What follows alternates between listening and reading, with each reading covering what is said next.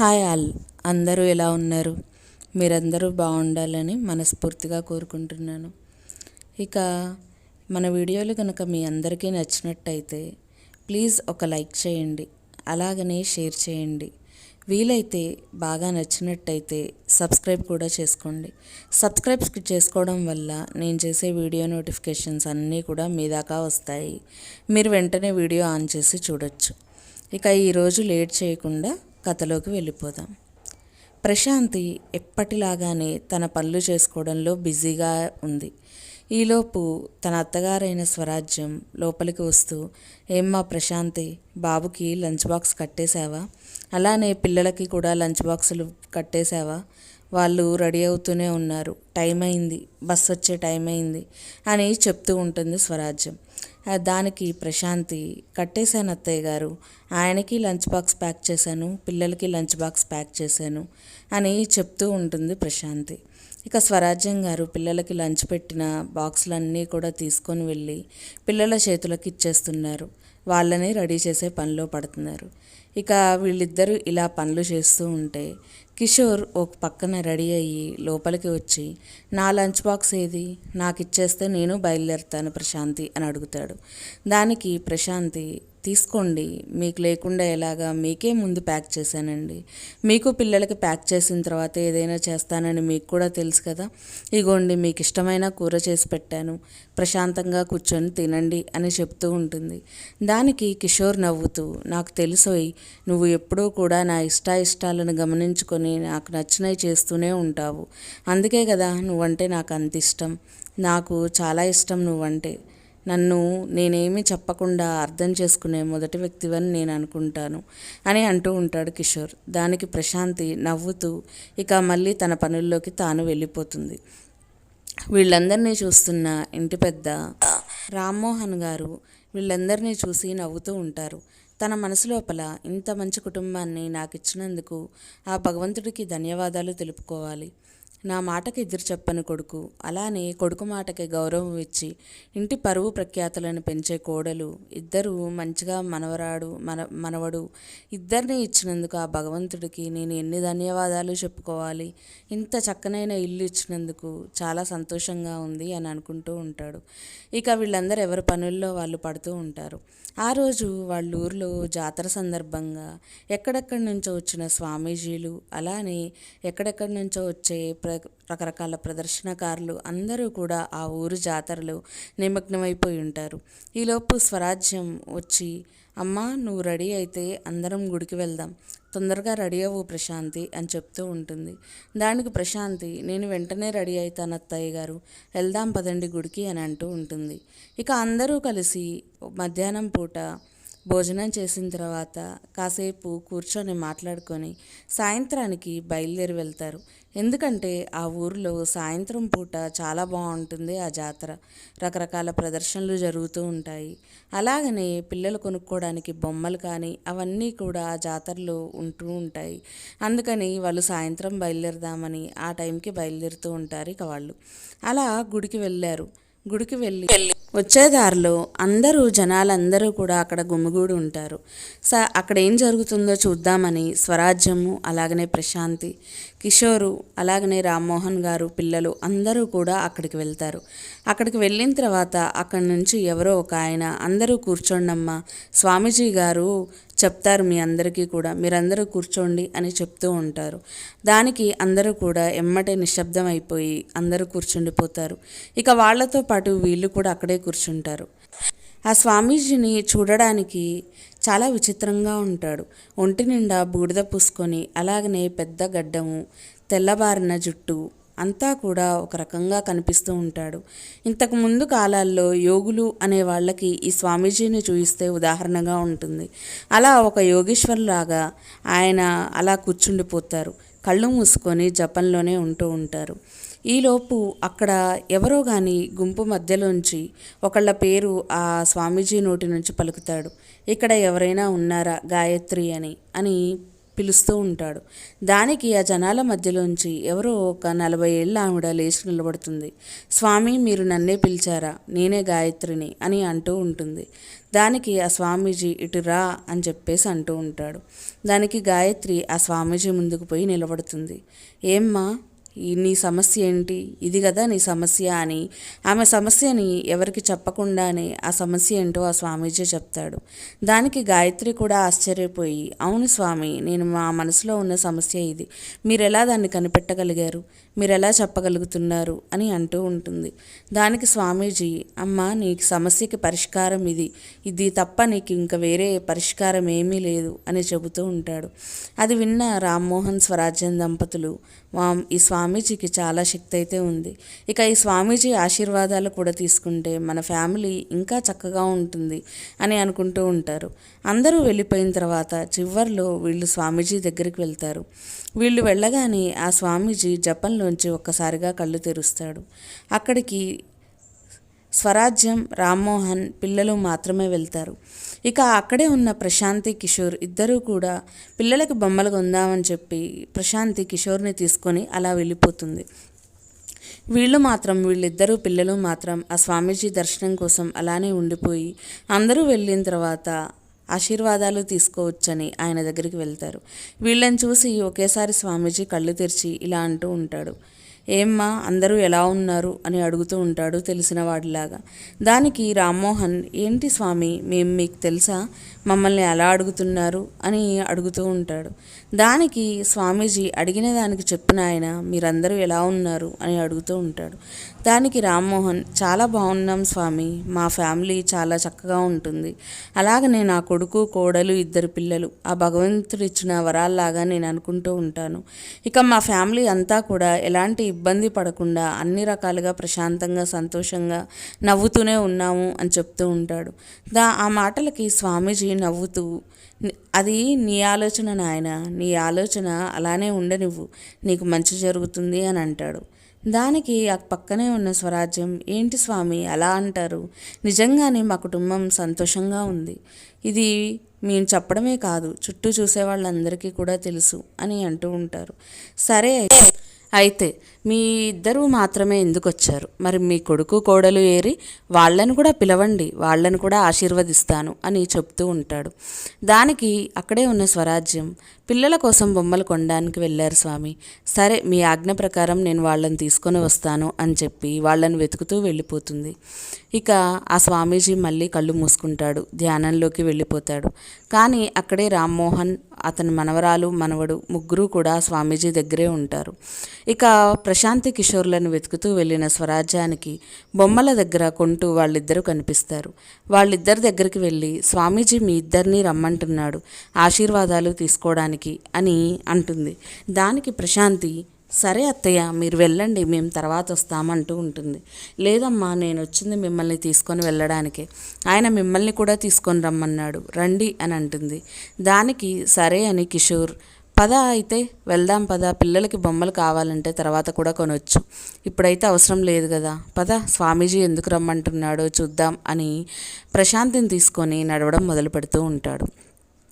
ఇక ప్రశాంతి స్వామీజీ ఉన్న స్థలం దగ్గరికి వెళ్తున్న కొద్దీ నడక నిదానంగా అవుతూ ఉంటుంది. ఆమె ఒంటి నిండా చెమటలు పడుతూ ఉంటాయి. ఇక ఆమె మాట కూడా వణుకుతున్నట్టుగా ఉంటూ ఉంటుంది. అలా ఉండి నడవలేక నడుస్తున్నట్టుగా ఉంటుంది. అది గమనించిన కిషోర్, ఏమైంది ప్రశాంతి, ఎందుకలా ఉంటున్నావు అంటే, ఏం లేదండి, నాకు నీరసంగా ఉంది, గత కొన్ని రోజులుగా నేను నీరసంతో ఇబ్బంది పడుతున్నానని మీకు కూడా తెలుసు కదా, ఎక్కువసేపు నడవలేకపోతున్నాను, నేను ఇక్కడ ఆగనా, మీరు వెళ్ళేసి రండి అని అంటూ ఉంటుంది. అయితే దానికి ఆ మాటలకి స్వరాజ్యం, అమ్మ, ఆయన అంతలా అడిగినప్పుడు మనం కొద్ది దూరం నడిచి ఆయనకి కనిపించి రాలేమా, అయినా ఆయన ఆశీస్సులు తీసుకుంటే మనకే మంచి జరుగుతుంది, అటుపక్క కిషోరు ఇటుపక్క నేను ఉన్నాను కదా, మేమిద్దరము నిన్ను పట్టుకొని నడిపిస్తాము, పద అని చెప్పి ఇద్దరూ కూడా ప్రశాంతి చిరొక చెయ్యి పట్టుకొని నడుస్తూ ఉంటారు. ఇక స్వామీజీ దగ్గరికి వెళ్తూ ఉంటారు. అలా దగ్గరికి వెళ్తున్న కొద్దీ వీళ్ళిద్దరూ బలం ఉపయోగించి ప్రశాంతిని నడిపించాల్సి వస్తుంది. ఎందుకంటే ప్రశాంతి రాలేక నడవలేక నడుస్తూ ఉంటుంది. ఇక అలా దరిదాపుల్లోకి వెళ్ళగానే ఆ స్వామీజీ ఒక్కసారిగా కళ్ళు తెరుస్తాడు. కళ్ళు తెరిచి ప్రశాంతి వైపు చూస్తాడు. ఇక ఆ స్వామీజీ కళ్ళని చూసిన ప్రశాంతి ఒక్కసారిగా ఉలిక్కిపడి కొద్దిగా వెనక్కి జరిగి కళ్ళు తిరిగి కింద పడిపోతుంది. అలా అక్కడే ఉన్న స్వరాజ్యము కిషోర్ ప్రశాంతిని లేపుతూ, ఏమైంది ప్రశాంతి, ఎందుకలా పడిపోయావు, అమ్మ నీళ్లు తీసుకొనిరా, ప్రశాంతి మొహం మీద చిలకరిచ్చి లేపాలి అని చెప్పేసి అంటూ ఉంటాడు. దానికి ఆ స్వామీజీ తన పక్కనే ఉన్న చెంబులో ఉన్న నీళ్లు తీసుకొని వచ్చి ప్రశాంతి మొహం మీద ఒకేసారి కొంచెం చల్లుతాడు. అది చల్లేసరికి మెలకువలోకి వస్తుంది ప్రశాంతి. స్వామీజీని చూసి మళ్ళీ భయపడిపోయి ఏడుస్తూ వెనక్కి జరుగుతుంది. అలా వెనక్కి జరగడం చూసిన ఫ్యామిలీ అంతా కూడా ఏమైంది సడన్గా ఇలా ప్రవర్తిస్తుంది ప్రశాంతి అని అనుకుంటూ ఉంటారు. ఇక స్వామీజీని చూసిన ప్రశాంతి ఒక్కసారిగా లేచి వెనకకి తిరిగి చూడకుండా ముందుకు పరిగెత్తుతూనే ఉంటుంది. అది చూసిన కిషోర్, ఏమైంది స్వామీజీ, మీకు ప్రశాంతికి ఏమవుతుంది, మిమ్మల్ని చూసి తను ఎందుకు అలా పారిపోతుంది అని అడుగుతూ ఉంటాడు. దానికి అక్కడే ఉన్న స్వామీజీ ఒక చిరునవ్వు నవ్వి, నాయన, ఇందాక మీ అమ్మా నాన్నని నేను అడిగాను మీ ఫ్యామిలీ ఎలా ఉందని. మా ఫ్యామిలీ అంతా బాగానే ఉంది, ప్రశాంతంగానే ఉన్నాము అని చెప్పారు. కానీ మీ ఫ్యామిలీలో ప్రశాంతత ఎప్పుడో పోయింది. ఈ ప్రశాంతిని మీ ఇంటికి తీసుకొని వచ్చిన వెంటనే ఆ ప్రశాంతత దూరంగా వెళ్ళిపోయింది. ఇక మీరు చాలా సమస్యల్లో ఉన్నారు.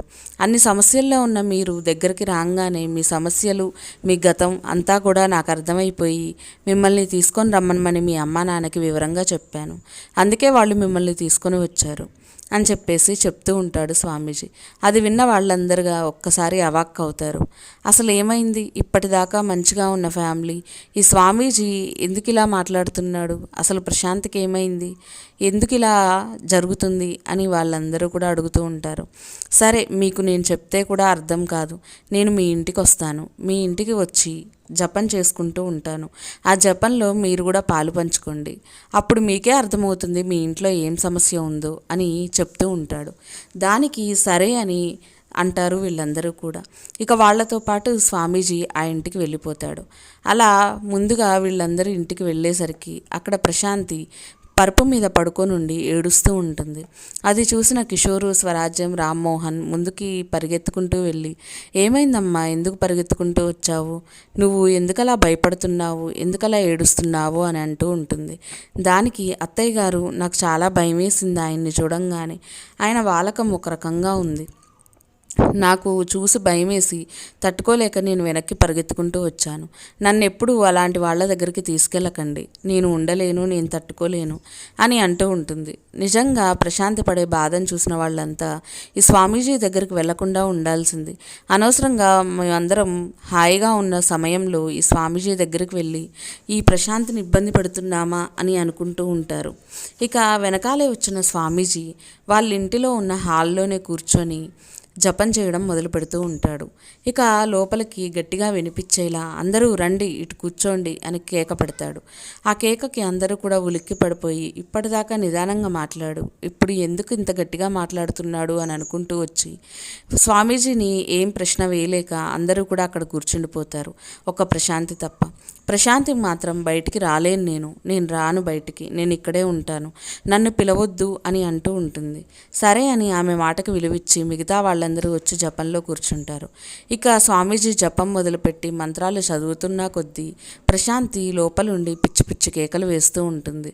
అత్తయ్య గారు, నాకు ఆ మంత్రాలు వింటే ఏదోలా అయిపోతుంది, నాకు తల తిరిగిపోతుంది, ఆయన్ని ఆపమనండి, ఆ మంత్రాలు నేను వినలేను, అయినా ఆయన దేనికి చదువుతున్నారు, ఎందుకు చదువుతున్నారు, నన్ను చంపాలని చూస్తున్నారా, ఎందుకు ఇలా చేస్తున్నారా అని అంటూ ఉంటుంది.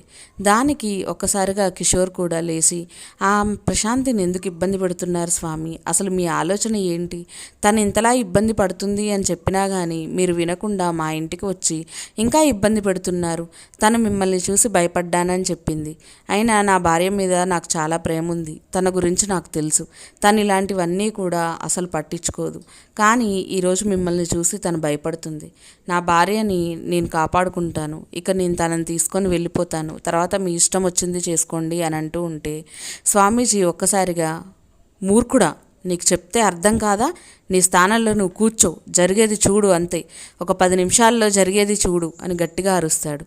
ఇక ఆ మాటకి కిషోర్ ఒక్కసారిగా నిశ్చేష్టుడై ఏంటి ఇలా అరుస్తున్నాడు అనుకుంటూ భయంతో ఏమీ మాట్లాడలేక ఒక పక్కన కూర్చుంటాడు. ఇక మిగతా వాళ్ళందరూ కూడా అలా అరిసిన స్వామీజీ వంక భయంగా చూస్తూ ఇంక అక్కడే కూర్చుంటారు. ఈలోపు లోపల నుంచి ప్రశాంతి మాత్రం ఇంకా అరుస్తూనే ఉంటుంది. నన్ను కాపాడండి, అసలు నేను ఇక్కడ ఉండలేకపోతున్నాను, నేను వెళ్ళిపోవాలి ఇక్కడి నుంచి, తీసుకెళ్ళండి, నేను అసలు ఈ ఇంట్లో ఉండను అని కేకలేస్తూ ఉంటుంది. ఒక పక్క ప్రశాంతి వేసే కేకలకి, ఇటుపక్క స్వామీజీ అరుపులకి అసలు అక్కడ ఏం జరుగుతుందో తెలియక అందరూ కూడా భయంతో కంగారుతోటి ఇబ్బంది పడుతూ ఉంటారు. ఇంకా కాసేపటికి బయటికి రా, నువ్వు బయటికి రా, నువ్వెవరో చెప్పు, ఉన్న నిజం చెప్పు అని అంటూ ఉంటే ఇక ప్రశాంతి బయటికి వచ్చి స్వామీజీ పిలిచిన వైపు కాకుండా మళ్ళీ బయటికి పరిగెత్తి వెళ్ళిపోతుంది. అలా పరిగెత్తుకుంటూ వెళ్ళిన ప్రశాంతి వెనకాల కిషోర్ కూడా వెళ్ళిపోతాడు. ఏమైంది అని చెప్పి మిగతా వాళ్ళు కూడా లేచి వెళ్ళబోతుంటే, అమ్మ మీరు ఆగండి, మీ కొడుకుతో పాటు కోడలు వెనక్కి వస్తుంది, కానీ అసలు జరిగిన విషయం ఏంటో తెలుసుకోండి, మీరు జాగ్రత్త పడకపోతే మీ ప్రాణాలు, మీ పిల్లల ప్రాణాలు ఎవరివి బతికుండరు, అందరూ చనిపోతారు అని చెబుతూ ఉంటే వీళ్ళు ఆశ్చర్యపోయి ఏం మాట్లాడుతున్నారు స్వామి, ఎందుకు ఇలా మాట్లాడుతున్నారు అని అడుగుతూ ఉంటారు. దానికి ఆ స్వామీజీ, అసలు మీ కోడలు ఎవరనుకుంటున్నారు, ఒక ఆత్మ, ఆమె చనిపోయి ఈ అమ్మాయి ఒంట్లో ప్రవేశించి మీ ఇంట్లో వాళ్ళందరినీ చంపాలని చూస్తుంది. నా మాట కనుక మీరు నమ్మకపోతే మీరే శిక్ష అనుభవిస్తారు, మీరే ఇబ్బంది పడతారు. ముందుగా మీ కొడుకుని చంపేస్తుంది, ఆ తర్వాత మిమ్మల్ని చంపేస్తుంది, ఇక మీ పిల్లల్ని, మీ మనవరాళ్ళని, వాళ్ళని కూడా చంపేస్తుంది. అది గుర్తుంచుకోండి, ఎన్ని రోజులో మిగిలిలేదు మీకు, ఇంకా కొన్ని రోజులే. నేను చెప్పేది అబద్ధం అనుకుంటే మీ కర్మ, నిజం అనుకుంటే మీరే కాపాడుకోండి అని చెబుతూ ఉంటే దానికి స్వరాజ్యం, నేను ఎలా నమ్మను స్వామి, ఇప్పటిదాకా మా ఇంట్లో ఎటువంటి సమస్యలు లేవు, కానీ ఈరోజు మీరు వచ్చి కొత్త సమస్య ఉందని చెప్తున్నారు. అసలు మా కోడలు ఆత్మ, ఒక దయ్యం అని మేము ఎలా నమ్మాలి? మేము నమ్మాక మేము సమస్య గురించి ఆలోచించుకోవచ్చు, కానీ మేము మిమ్మల్ని ఎలా నమ్మాలి అని అడుగుతూ ఉంటుంది. దానికి స్వామీజీ, సరే అమ్మా, మీరు నన్ను నమ్మొద్దు, నేను ఇచ్చే ఈ దారాలని మీ కోడలికి తెలియకుండా ప్రతి ఒక్కళ్ళు మోకాళ్ళ దగ్గర కట్టుకోండి, ఎందుకంటే ఆ దారాలని ఆ ఆత్మ చూడకూడదు, కాబట్టి మీ అందరూ లోపలికి కట్టుకొని అప్పుడు ఒక అర్ధరాత్రి పూట తన రూమ్లో ఏం జరుగుతుందో గమనించడానికి మీరు వెళ్ళి దొంగచాటుగా చూడండి, మీకు అసలు సమస్య అర్థమవుతుంది అని చెప్పేసి వెళ్ళిపోతాడు ఆ స్వామీజీ. ఇక స్వామీజీ ఇచ్చిన దారాలని చేతిలో పట్టుకుంటాడు. ఇంకా స్వామీజీ వెళ్ళిన కాసేపటికి కిషోర్ ప్రశాంతిని తీసుకొని వస్తాడు. అమ్మ, ఆ స్వామీజీ వెళ్ళిపోయాడా, ఇంకా రానియకండి స్వామీజీని, తను చాలా భయపడిపోయింది. ప్రశాంతి చాలా కంగారు పడుతుంది, ఇక రానివ్వకండి, నాకు నా ప్రశాంతి కావాలి కానీ ఆ స్వామీజీ కాదు అని చెప్తూ ఉంటాడు. సరే అని ప్రశాంతి రూమ్లోకి వెళ్ళంగానే స్వామీజీ చెప్పిన విషయాలన్నీ కూడా కిషోర్కి చెప్పి, ఇక అందరూ కూడా దారాలు కట్టుకుందాం, దారాలు కట్టుకున్నంత మాత్రాన ఇబ్బంది ఏమీ ఉండదు కదా, కానీ ఒకవేళ స్వామీజీ చెప్పింది నిజమైతే మనందరి ప్రాణాలు పోతాయి కదా అని చెప్తూ ఉంటే కిషోర్ మాత్రం ఈ మాటల్ని కొట్టేసి, నేను నమ్మను, నా భార్య చాలా మంచిది, అలాంటప్పుడు నా భార్య మీద నాకు అనుమానం ఎందుకు వస్తుంది, నేనెందుకు తనను పరీక్షించాలి అని అంటూ ఉంటాడు. కానీ అక్కడే ఉన్న స్వరాజ్యం మాత్రం, నాయన నేను నీ మంచి కోసమే కదా చెప్తున్నాను, తల్లిగా ఈ ఒక్కసారి నా మాట విను అని చెప్పి తనకి కూడా దారం కట్టేస్తుంది. ఇక అందరూ దారాలు కట్టుకొని ఆ రోజు నైట్ పూట ఏం జరుగుతుందా అని ప్రశాంతి ఉన్న రూమ్ దగ్గరికి వెళ్ళి కిటికీ చిన్నగా ఓపెన్ చేసి చూడడం మొదలు పెడుతూ ఉంటారు.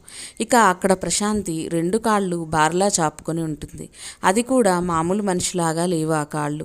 ఈ చివర గోడ దగ్గర తను కూర్చొని ఉంటే ముందున్న గోడ వరకు కాళ్ళు పొడవుగా పాకుంటాయి. అక్కడే 2-3 కోళ్ళు చచ్చిపడి ఉంటాయి. అలానే ఒక మేక కూడా చచ్చిపోయి ఉంటుంది. వాటిని తీసుకొని వచ్చి జుట్టంతా విరబోసుకొని పీక్కొని తింటూ ఉంటుంది. అలా చూసిన వాళ్ళందరూ గుండె పగిలిపోయినట్టుగా ఒక్కసారిగా ఆశ్చర్యపోతారు. ఇక వాళ్ళ గుండె కొట్టుకునే శబ్దం కూడా ఒకళ్ళదొకళ్ళకి వినిపిస్తూ ఉంటుంది. అంత నిశ్శబ్దమైన వాతావరణంలో వాళ్ళ గుండె చప్పుడు మాత్రం చాలా వేగంగా కొట్టుకుంటూ ఉంటుంది. ఇక వాళ్ళందరూ అది చూసిన తర్వాత విపరీతంగా భయపడిపోతారు. అసలు ఏంటి, మన ప్రశాంతేనా ఇలా ఎందుకు చేస్తుంది, అసలు ఇలా ఎందుకు జరుగుతుంది అని ఆశ్చర్యపోయి నిదానంగా ఇంకా అక్కడ ఉన్న అన్నీ చూడలేక వెళ్ళిపోదామని అనుకుంటూ ఉంటారు. కానీ ఈలోపు కిటికీ కొంచెం శబ్దం చేయడం వల్ల అక్కడే ఉన్న ప్రశాంతి అక్కడి నుంచి లేచి కిటికీ దగ్గర ఎవరో ఉన్నారు అన్న అనుమానంతో ముందుకు వస్తూ ఉంటుంది. అది గమనించిన వీళ్ళందరూ కూడా ఎవరి రూమ్కి వాళ్ళు వెళ్ళిపోయి పడుకుండిపోతారు. అలా బయటకు వచ్చిన ప్రశాంతి అందరి రూమ్కి వెళ్ళి చూస్తుంది. అందరూ కూడా ఎవరి పాటికి వాళ్ళు పడుకొని ఉండడం చూసిన తర్వాత మళ్ళీ తన రూమ్కి వెళ్ళి తను తినడం మొదలు పెడుతుంది. ఇక వీళ్ళు ఇదంతా చూసిన తర్వాత వాళ్ళ గుండె చాలా భయంగా వేగంగా కొట్టుకుంటూ ఉంటుంది. ఇక ఆ రాత్రి ఎవరూ నిద్రపోరు. అప్పుడు తెల్లారి లేచిన తర్వాత వీళ్ళందరూ కూడా ఒకటే అనుకుంటారు, ప్రశాంత్కి తెలియకుండా స్వామీజీ దగ్గరికి వెళ్ళి దీనికి సరైన పరిష్కారం ఏంటో కనుక్కొని వద్దాం అనుకొని ఇక ప్రశాంతికి భర్త ఏమో ఆఫీస్కి వెళ్తున్నా అని చెప్తాడు. ఇక అత్త మామ గుడికి వెళ్తున్నామని చెప్తారు. పిల్లలు స్కూల్కి వెళ్ళిపోతారు. ఇక వీళ్ళందరూ కూడా బయటికి వెళ్ళిన వాళ్ళు మళ్ళీ కలుసుకొని ఆ స్వామీజీ ఎక్కడైతే ఉన్నాడో మళ్ళీ అక్కడికే వెళ్తారు. అక్కడికి వెళ్ళి స్వామీజీకి జరిగిన విషయం అంతా చెప్తారు. స్వామి, నిన్న మీరు చెప్తే మేము నమ్మలేదు, కానీ మేము నైట్ కళ్ళారా చూసాం. ఏంటి స్వామి ఈ విధి వైపరీత్యం? ఎంతో చక్కగా ఉండే మా కోడలు ఎందుకు ఇలా ప్రవర్తిస్తుంది? అసలు తనకేమైంది? మాకు ఉన్న విషయాలు దయచేసి చెప్పండి అని అడుగుతూ ఉంటారు. దానికి స్వామీజీ నవ్వుతూ, అమ్మ అసలు విషయం చెప్తాను విను. జరిగిన విషయం ఇది. మీ కోడలు అనుకున్న ఆమె శరీరంలో ఉన్నది మాత్రం ఆత్మ. అది మాత్రం నేను చెప్పగలుగుతా. కానీ ఆ ఆత్మ ఎవరు, ఎందుకు మీ కోడలి శరీరంలోకి ప్రవేశించింది, ఇదంతా కూడా ఆమె నోటి నుంచే నేను చెప్పించగలను. ఇది అమ్మవారి జాతర. ఈ జాతరలో అమ్మవారి శక్తి పెరుగుతుంది, దుష్టశక్తుల శక్తి తగ్గుతుంది. కాబట్టి ఈరోజు నేను మీ ఇంటికి వచ్చి ముగ్గు వేసి ఆ ముగ్గులో ఆమెను కూర్చుండబెడతాను. ఇక ఆమె ఒక్కసారి ఆ ముగ్గులోకి వచ్చి కూర్చున్న తర్వాత ఆమె ఎవరు ఏంటి అనేది ఆమె నోటి నుంచే మీరందరూ విందురు కానీ అని చెప్తాడు. దానికి కావలసిన సామాన్లు ఏవైతే ఉంటాయో అవన్నీ రాసివ్వండి స్వామి, మేము తెచ్చిపెడతాము అని కిషోర్ అంటాడు. సరే అని స్వామీజీ దానికి సంబంధించిన లిస్టు మొత్తం చెప్తాడు. ఇక కిషోర్ అవన్నీ తీసుకొని వచ్చి ప్రశాంతికి తెలియకుండా ఒక పక్కకు పెడతాడు. ఇక స్వామీజీ ఆ రోజు సాయంత్రానికి ప్రశాంతి వాళ్ళ ఇంటికి చేరుకుంటాడు. ఇక స్వామీజీ అలజడి విన్న ప్రశాంతికి ఒకేసారి భయం అలజడ మొదలవుతూ ఉంటుంది. ఇంటికి ఎవరో కొత్తవారు వస్తున్నారు అనే విషయం ప్రశాంతికి సూచాయిగా తెలుస్తుంది. ఇక స్వామీజీ రావడానికి ముందే కిషోర్కి ఒక విషయం చెప్తాడు. ప్రశాంతి లోపలే ఉంటుంది కదా, ప్రశాంతి ఉన్న రూమ్లో తలుపుకి ఈ తాడును కట్టు అని చెప్పేసి చెప్తాడు. సరే అని ముందే ప్రశాంతి ఉన్న రూమ్కి బయట నుంచి గడియ వేసి ఆ గడికి ఆ తాడును కడతాడు కిషోర్. ఇక లోపలికి వచ్చిన స్వామీజీ దానికి సంబంధించిన ఏర్పాట్లన్నీ పూర్తి చేసుకొని మళ్ళీ మంత్రాలు చదవడం మొదలు పెడతాడు. మిగతా వాళ్ళందరినీ ఆమె ఎన్ని వేషాలు వేసినా మీరు వాటికి స్పందించొద్దు. ఆమె ఏడ్చినా ఏది చేసినా మీరు స్పందించకుండా మీరు చుట్టూ ఊరికనే కూర్చోండి. కానీ ఆమె మాటలు మీరు నమ్మకుండా ఉంటేనే ఆమెను నేను పంపించగలుగుతాను, నిజానిజాలు మీకు తేల్చగలుగుతాను అని ముందే చెప్తాడు. ఇక స్వామీజీ తన పూజ మొదలుపెట్టి మంత్రాలు చదువుతున్న కొద్దీ లోపల ఉన్న రూమ్లో, ప్రశాంతి ఉన్న రూమ్లో రకరకాల శబ్దాలు వస్తూ ఉంటాయి. ఎవరు నన్ను ఎందుకు పిలుస్తున్నారు, అసలు నన్ను ఎక్కడికి రమ్మంటున్నారు, తలుపు తీయండి, అత్తయ్య నన్ను కాపాడండి, ఏమండి నన్ను కాపాడండి, మావయ్య నన్ను కాపాడండి అని చెప్పి రకరకాల అరుపులు అరుస్తూ ఉంటుంది ప్రశాంతి. అలాగనే కాసేపు ఏడుస్తూ ఉంటుంది. ఇక నేను చచ్చిపోతున్నాను, మీరు నన్ను కాపాడడానికి రారా, మీరు రాకపోతే నన్ను ఎవరు కాపాడుతారు, నేను మీకు అవసరం లేదా, ఇన్ని రోజులు నేను మీతోటి ఎలా ఉన్నాను, కానీ ఇప్పుడు మీరు నాతోటి ఎలా ఉంటున్నారు, నేను ఇబ్బంది పడుతున్నానన్నా మీరు నా దగ్గరికి రారా అని ఏడుస్తూ ఉంటుంది. ఆ మాటకి కరిగిపోయిన వీళ్ళు లేవడానికి 1-2 సార్లు ప్రయత్నించినా కానీ స్వామీజీ తన కళ్ళతోటే సైగ చేస్తాడు వెళ్ళొద్దు అని. ఆ మాటకి విలువనిచ్చి వాళ్ళందరూ కూడా అక్కడే కూర్చుండిపోతారు.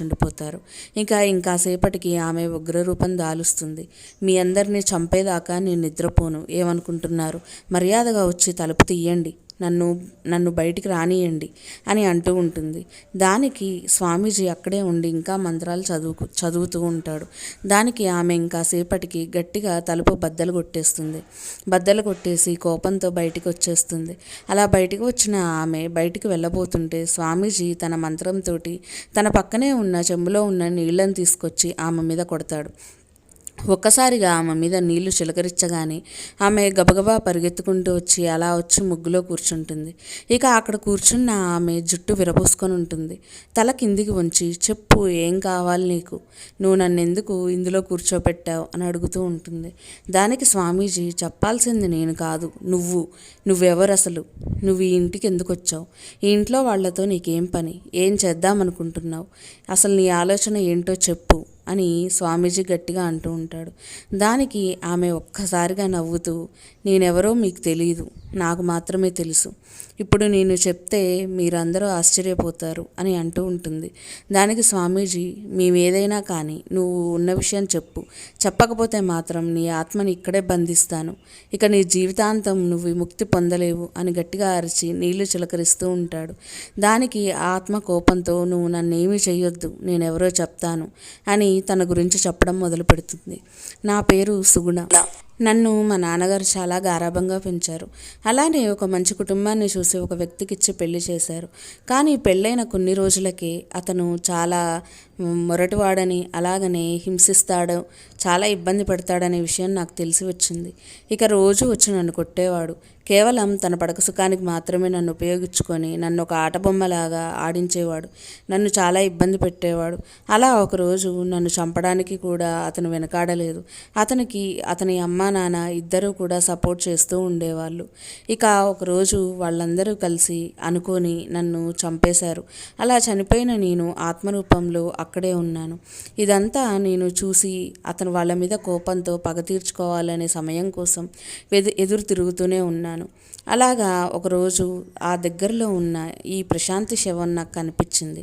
అలా కనిపించిన తర్వాత నేను ఈ ప్రశాంతి శవంలోకి ప్రవేశించి మనిషి రూపంలోనే వచ్చి వాళ్ళకి తెలియకుండా వాళ్ళ ఇంట్లో ప్రవేశించి వాళ్ళ ముగ్గురిని కూడా చంపేశాను. అలా చంపేసి నేను బయటికి వెళ్ళి పరిగెత్తాను. అలా కొద్ది దూరం పరిగెత్తేసరికి చాలా అలసట వచ్చింది. ఇక నాకు చాలా కోపం మాత్రం తగ్గట్లేదు. వాళ్ళ ముగ్గురిని చంపినా ఇంకా కోపం మాత్రం చాలానే ఉంది. ఎందుకంటే ప్రేమ అభిమానాలు దొరికే నాకు ఇలాంటి వాళ్ళు దొరికి, అలా నాకెవరు ప్రేమ పంచేవాళ్ళు లేనందుకు నేను చాలా దిగులు పడుతూనే ఉండేదాన్ని. అలా వీళ్ళని చంపిన తర్వాత కూడా నాకు ఆ కోపం తగ్గలేదు. దారిలో వచ్చేపోయే వాళ్ళందరినీ కూడా నేను సహాయం చేయమని అడిగాను. పలానా దగ్గర దించండి, నేను అక్కడ దిగాలి అని. కానీ ఎవ్వరూ కనకరించలేదు. అంత అర్ధరాత్రి పూట నేను ఒక్కదాన్నే వస్తున్నా, ఎవరూ పట్టించుకోకుండా వెళ్ళిపోతున్నారు. ఇక అందరినీ కూడా చంపేసేయాలి అనే ఆలోచనకు వచ్చాను. అప్పుడే మీ కొడుకు అటువైపు నుంచి వస్తూ, మీరు ఇంత అర్ధరాత్రి పూట ఇలా ఉన్నారేంటండి, ఎవరు మీరు అని అడిగాడు. దానికి నేను పలానా దగ్గర దిగాలండి, ఎవరు డ్రాప్ చేయట్లేరు అని చెప్పాను. దానికి అతను, నేను డ్రాప్ చేస్తాను రండి, అర్ధరాత్రి పూట ఇలా మీరు ఒక్కళ్ళు వెళ్ళడం మంచిది కాదు అని చెప్పి నన్ను తీసుకొని వచ్చి నేను అడిగిన ప్లేస్లో దించేసి వెళ్ళిపోతాడు. ఇంతమంది మధ్య అతను మాత్రమే చాలా ఆలోచించి, ఆడవారి మీద గౌరవంతో ఉన్న అతను ఇంకెంత మంచివాడో అయి ఉంటాడని ఆలోచించి మీ కుటుంబానికి దగ్గర అవ్వాలి అని అనుకొని ఎన్నో రకాల పన్నాగాలు పన్ని ఈ కుటుంబానికి కోడలుగా వచ్చాను. ఇక వచ్చిన దగ్గర నుంచి మీ అందరూ కూడా నాకు చాలా నచ్చారు. కోడల్ని కూతురులాగా చూసుకునే అత్తమామలు, అలాగనే భర్తని అమితంగా ప్రేమించే భర్త, అలా భార్యని అమితంగా ప్రేమించే భర్త, ఇక పిల్లల్ని కంటికి రెప్పలా చూసుకునే తల్లిదండ్రులు, ఇంత బాగున్న ఈ కుటుంబాన్ని వదిలేసి నాకు వెళ్ళబుద్ధి కావడం లేదు. అందుకే నేను ఇక్కడ ఇలానే ఉన్నాను. ఈ శరీరం ద్వారానే, ఆత్మ నాదైన ఈ శరీరం ద్వారానే 2 పిల్లలకి జన్మనిచ్చాను. ఆ 2 పిల్లలతో పాటు మీ కుటుంబంతో పాటు ఇక్కడే ఉన్నాను. ఎన్ని రోజులు నాకు ఈ భూమి మీద బతకడానికి అవకాశం ఉంటుందో నాకు తెలియదు. కానీ నేను నా ఆత్మని పైకి తీసుకెళ్లేలోపు మీ అందరూ కూడా నాకు అదే విధంగా కావాలి అని అనుకున్నాను. అందుకే ప్రతిరోజు మీరు రాత్రి నిద్రపోతున్నప్పుడు మీకు తెలియకుండా మీ ఒంటికి ఒక చిన్న గాయం చేసి ఆ గాయం నుంచి ప్రతిరోజు కొంచెం కొంచెం రక్తం తాగుతూ ఉండేదాన్ని. అప్పుడు మీరు రోజు కొంచెం కొంచెం రక్తం క్షీణించడం వల్ల మీ ఆరోగ్యాలు చెడిపోయి మీరు చనిపోతారు. ఇక చనిపోయిన తర్వాత మీ ఆత్మలు నా ఆత్మతో పాటు జతవుతాయి. అలా మీ అందరినీ కూడా నేను తీసుకొని వెళ్ళాలి అనుకున్నాను. కానీ ఎక్కడి నుంచి వచ్చాడో ఈ స్వామీజీ స్వామీజీ. నేను సగం పనులు పూర్తి చేసిన తర్వాత ఈ స్వామీజీ వచ్చి ఇలా అడ్డుపడుతున్నాడు. ఇక ఇంకొన్ని రోజులైతే మీ అందరినీ కూడా మీకు తెలియకుండా చంపేసి మీ ఆత్మల్ని నా ఆత్మతో పాటు తీసుకువెళ్ళాలి. నాతో పాటు ఎక్కడున్నా మీరు కూడా ఉండాలి అని నేను కోరుకున్నాను. అందుకే ఇలా చేశాను. ఇప్పుడు చెప్పండి, నాకు మీరందరూ కావాలి. నా ప్రేమ మీకు కావాలా వద్దా? మీరందరూ నాకు కావాలి అని అరుస్తూ ఉంటుంది, ఏడుస్తూ ఉంటుంది. అలా కాసేపు గంభీరంగా మాట్లాడుతుంది. ఇన్ని రకాలుగా మాటలు మారుస్తున్న ఆమెను చూసి కుటుంబ సభ్యులందరూ కూడా షాక్ అవుతారు. ఇదేంటి, ఇన్ని రోజులు మా అందరికీ కొసిరి ఆప్యాయంగా వడ్డించేది, అలానే మాత్రం ఆరోగ్యం బాగాలేకున్నా దగ్గరే ఉండి సేవ చేసేది, ఇంత మంచిగా కలిసిపోయిన కోడల్ని ఈరోజు ఇలా చూసేసరికి ఆ స్వరాజ్యం గారి గుండె, రామ్మోహన్ గారి గుండె తట్టుకోలేకపోతుంది. ఇక వాళ్ళు కుమిలి ఏడుస్తారు.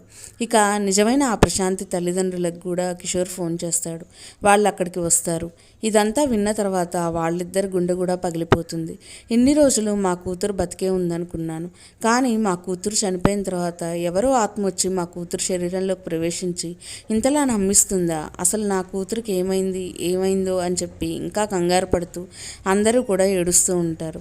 అలా ఏడుస్తున్న వాళ్ళందరినీ చూసి స్వామీజీ ఒక విషయం చెప్తాడు. ఇక మీరందరూ ఏడవడం ఆపండి. మీ ఏడుపు వల్ల ఇప్పుడు మీరు సాధించేది ఏమీ లేదు. జరిగిందంతా జరిగిపోయింది. జరగాల్సిన దాని గురించి మాత్రమే మీరు ఆలోచించాలి. ఈమెని ఇలానే వదిలేస్తే మాత్రం చాలా ఇబ్బంది పడతారు. ఎందుకంటే ఆమె మిమ్మల్ని చంపేదాకా ఊరుకోదు. కేవలం మీకు మిగిలిన్నది ఇంకొన్ని గంటలు మాత్రమే. అమ్మవారి జాతర పూర్తయ్యేలోపు ఈమె ఆత్మని బయటికి తీసుకొచ్చి బంధించి సముద్రంలో పడేస్తే అప్పుడు ఆమె ఆత్మ పరలోకానికి వెళ్ళిపోతుంది. ఇక మీ జోలు రానే రాదు. అలా చనిపోయి పడి ఉన్న ప్రశాంతిని తన శరీరాన్ని దహనం చేసేస్తే ఇక ఆమె ఏ ఒంటిలోకి ప్రవేశించలేదు. ఇక మీ నుంచి మీ సమస్యలు దూరమైపోతాయి అని చెప్తూ ఉంటాడు. ఇక అందరికీ కూడా గుండె కరుడు కట్టుకొని పోయి ఉంటుంది. ఏమీ ఆలోచించలేని పరిస్థితుల్లో ఉంటారు. ఇన్ని రోజు కళ్ళ ముందు జరిగింది మొత్తం నిజం కాదా? అదొక కలలాగా ఉండిపోతుందా? ఇంతలా ప్రేమ పంచిన భార్య, ఇంతలా ప్రేమ పంచిన కోడళ్ళు, అలానే ఇంతలా కొసిరి తినిపించే తన తల్లి, ఆ పిల్లలకి లేకపోవడం, అలానే కిషోర్ కూడా తన భార్యని అమితంగా ప్రేమించి ఇంతలా ఈరోజు తన నిజస్వరూపం తెలుసుకున్నా కానీ ఒక పక్క ఆమె ప్రేమను వదులుకోలేక, ఇంకొక పక్క బతుకుంచి తన పిల్లల్ని కూడా చంపుకోలేక రెండింటి మధ్య నలిగిపోతూ ఉంటాడు. వీళ్ళందరూ కూడా ఇంక సరే అని ఆమె ఆత్మని తీసేయమని వేడుకుంటారు ఆ స్వామీజీని. ఇక ముగ్గులో ఉన్న ఆమె మీదికి మంత్రాలు చదువుతూ తన చేతిలో ఉన్న నీళ్లు ఆమె మీద చల్లుకుంటూ ఇక కాసేపటికి అలా ఆమె స్పృహ తప్పి పడిపోతుంది. పడిపోయిన ఆమె నిర్జీవంగా పడిపోయి ఉంటుంది. తనకి ఆక్సిజన్ కూడా ఉండదు. ఇక అర్థమైపోతుంది అందరికీ స్వామీజీ ఆ ప్రశాంతి ఒంట్లో ఉన్న సుగుణ ఆత్మని బంధించాడని. ఇక ప్రశాంతి జీవోత్సవంలాగా పడి ఉంటుంది. అది చూసిన ప్రశాంతి వాళ్ళ అమ్మా నాన్న దగ్గరికి వచ్చి, అమ్మ నువ్వు ఎప్పుడో చనిపోయావా? ఇప్పటిదాకా నీ ఒంట్లో ఉన్న ఆత్మని మా కూతురని నమ్ముకొని ఇన్ని రోజులు మేము కూడా ప్రశాంతంగా ఉన్నామా అని చెప్పి బోరున ఏడుస్తూ ఉంటారు. ఇక సుగుణం తీసుకొని వెళ్ళిపోయిన స్వామీజీ తనను బంధించి సముద్రంలోకి కలిపివేస్తారు. ఇక ఇదంతా చూసిన వాళ్ళందరూ కూడా చాలా భయంతో, అలానే ఆ ఇంట్లో ఉంటే సుగుణ ఆత్మ ఉందని, అలానే ఇన్ని రోజులు ప్రశాంతితో కలిసి ప్రశాంతంగా సాగిపోయిన వాళ్ళ జీవితం గుర్తు తెచ్చుకొని మరీ బాధపడుతూ ఉండాల్సి వస్తుందని ఇక కుటుంబ సభ్యులందరూ కూడా ఆ ఇల్లు ఖాళీ చేసి దూరంగా వెళ్ళిపోతారు. ఇక వాళ్ళందరూ కూడా కలిసి అన్యోన్యంగా ఉండి సుగుణను మర్చిపోవడానికి ప్రయత్నిస్తూ వాళ్ళ పనుల్లో వాళ్ళు నిమగ్నమైపోయి ఉంటారు. ఈలోపు ప్రశాంతి వాళ్ళ అమ్మ నాన్న ప్రశాంతి బాడీకి దహనం చేసేసి కర్మకాండలు పూర్తి చేసి వాళ్ళ పనుల్లో వాళ్ళు ఉంటారు. ఇంకా ఇది ఫ్రెండ్స్ ఈరోజు వీడియో అయితే. మీ అందరికీ ఈ వీడియో నచ్చిందని అనుకుంటాను. ఈ వీడియో నచ్చినట్టయితే ప్లీజ్ అండి ఒక చిన్న లైక్ చేయండి, సబ్స్క్రైబ్ చేసుకోండి. సబ్స్క్రైబ్ చేసుకొని పక్కనే ఉన్న బెల్ కూడా యాక్టివేట్ చేసుకుంటే నేను చేసే ప్రతి వీడియో మీ దాకా వస్తుంది. Thank you so much for watching. మళ్ళీ వీడియోతో మీ ముందుకు వస్తాను. బాయ్.